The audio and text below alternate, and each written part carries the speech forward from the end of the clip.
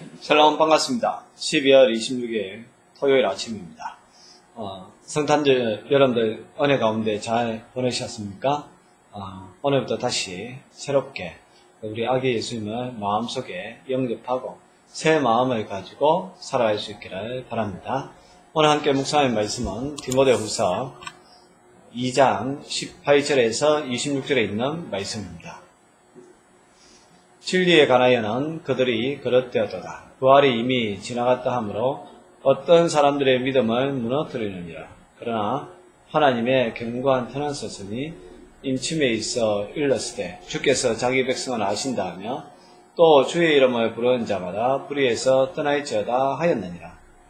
큰 집에는 금그릇과 은그릇뿐 아니라 나무그릇과 질그릇도 있어 귀하게 쓰는 것도 있고 천하게 쓰는 것도 있나니 그러므로 누구든지 이런 것에서 자기를 깨끗하게 하면 기히 쓰는 그릇이 되어 거룩하고 주인의 쓰심에 합당하며 모든 선한 일에 준비함이 되리라. 또한 너는 청년의 정욕을 피하고 주를 깨끗한 마음으로 부르는 자들과 함께 의와 믿음과 사랑과 화평을 따르라. 어리석고 무식한 변론을 버리라. 이에서 다툼이 나는 줄 알미라.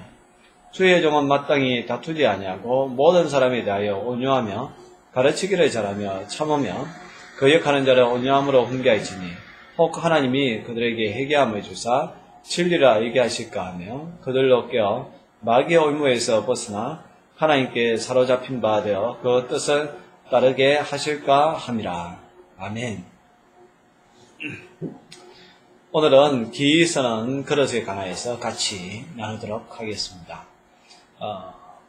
18절과 19절 말씀 가운데는 진리에 관하여서 그릇되게 이야기하는 사람들이 있는데 그 가운데 블레드와 후메네오와 같은 그런 사람들이라고 말씀을 드렸는데요.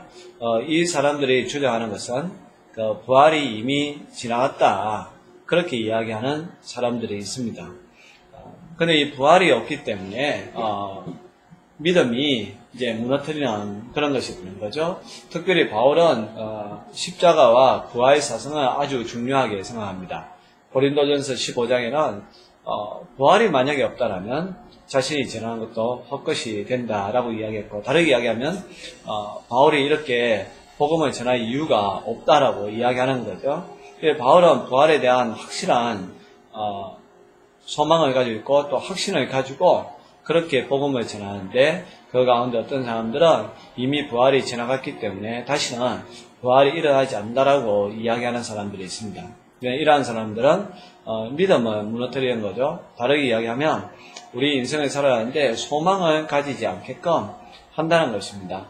저와 여러분들도 우리가 죽고 난 다음에 부활에 대한 소망이 없다라면 이 땅에 무슨 낙으로 또 어떤 우리가 의지를 가지고 살아갈 수가 있겠습니까? 또 우리가 많은 것들을 예수님 믿는 것 때문에 이 땅에서 손해를 보는 감수하는 것도 있는데 고난을 당할 때에도 저와 여러분들은 거기에 관하여서 하나님의 뜻인 줄 알고 받아들였는데 다 그러한 것도 부활에 대한 소망이 있기 때문에 그렇지 않습니까? 그런데 어떤 이들은 부활이 어디 있냐고 그렇게 이야기하는 사람들이 있는데 여러분 그 사람들은 분명히 부활하지만 그러나 멸망에 부활하게 될 것입니다. 그러나 저와 여러분들은 영생에 부활한다란 그 소망만큼은 절대로 잃어버리면 안 될 줄 믿습니다.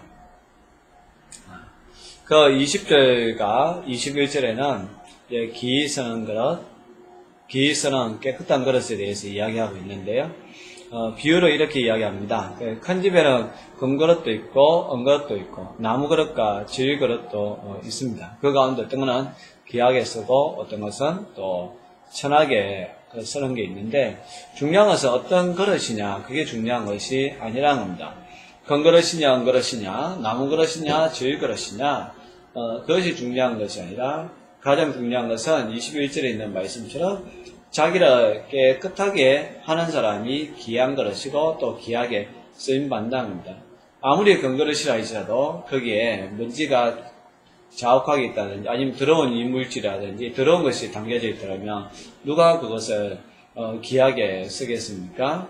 그렇지 않다는 거죠. 그러나 반대로 질그릇 같이 아주 약한 존재라 할지라도 그 안에 자기를 깨끗하게 하고 성령님이 있다라면 그 사람이야말로 하나님이 귀하게 쓰는 사람이라는 것이죠.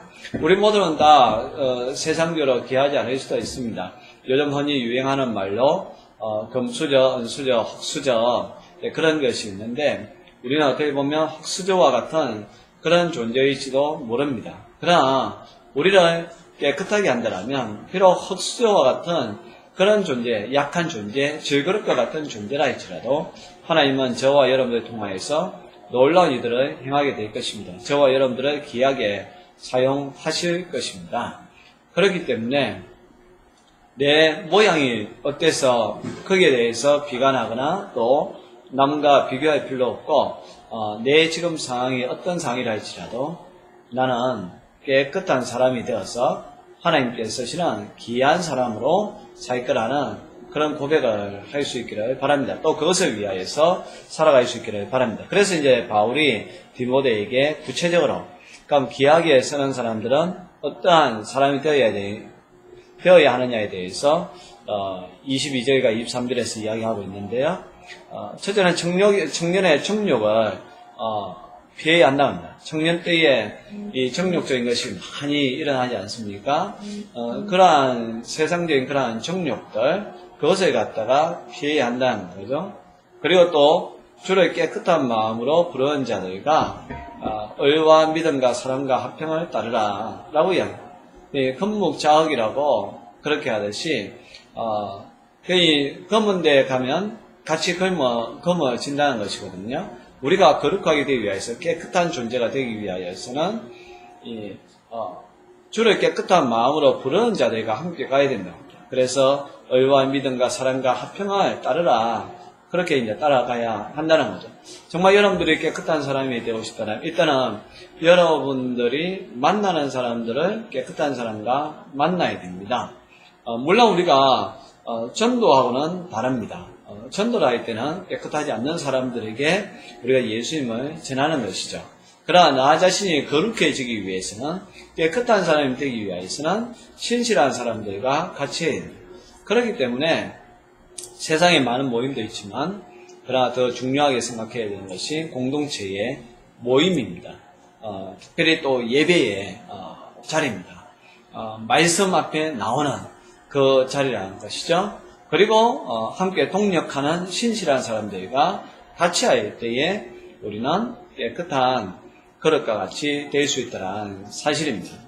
그리고 또 23절에는 이 어리석고 무식한 변론을 버리라는 것이죠. 이 청년 때에 보면 막 논쟁에서 이기려고 합니다. 그리고 또 자기의 감정을 거슬리면 가만히 또 참지 못하는 그런 것이 있죠.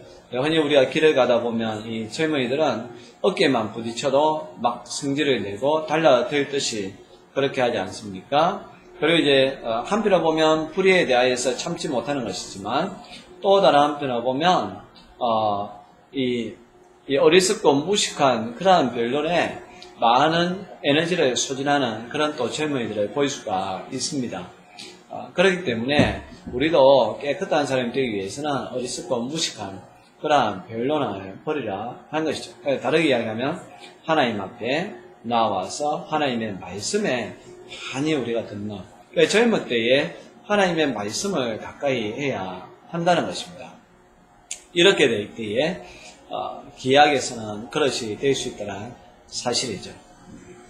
그리고 이제 24절부터 이제 26절까지는 이제 디모데가 특별히 이제는 목회를 하는 그런 목회자이기 때문에 주의 종은 어떤 자세로 살아야 되는지에 대해서 이야기하고 있습니다. 다투면 안 된다는 거, 그리고 온유해야 된다는 거, 가르치기를 잘해야 되고 또 참을 수 있어야 된다는 거, 그리고 또 이제 거역하는 사람이 있다 할지라도 온유함으로 훈계해야 되고 또 하나님이 그들에게 회개할 기회를 주시기 때문에 늘 그들을 위하여서 기도하는 사람이 되어야 한다라고 말씀하고 있습니다. 특별히 저에게 주시는 말씀이기도 한데 또 제가 참 부족한 그런 부분에 대해서 오늘 말씀을 통해서 또 지적을 해주고 있는데요. 여러분들도 이 주의 종처럼 이렇게 다투지 않고 온유하고 또 제자로서의 잘 가르치고 또 인내의 줄을 알고 또 다른 사람을 훈계할 때는 온유함으로 훈계할 수 있기를 바랍니다. 그렇게 된다면 이제 하나님께서 그들을 깨닫게 하여서 그들을 하여금 마귀의 올무에서 벗어나게 해 주실 것이다 라고 말씀하고 있습니다. 그럼에도 안 되는 것은 하나님이 그들을 심판하게 될 것이고 우리는 그들을 멀리하면 될 것입니다. 우리는 하나님께서 필요가 있기 때문에 이 땅에 태어나게 하셨고 또 예수님을 통해서 거듭나게 하셨습니다. 우리에게 주어진 시간이 얼마이든지 간에 저와 여러분들은 깨끗한 그릇으로 쓰임받을 수 있기를 바랍니다. 그러기 위해서는 세상과 멀리하고 하나님과 그리고 거룩한 공동체와 더 가까이 하는 믿음의 사람들이 되셔서 하나님이 귀하게 쓰시는 하나님이 인도하시는 사람 될 수 있기를 바랍니다. 기도하겠습니다. 하나님 아버지,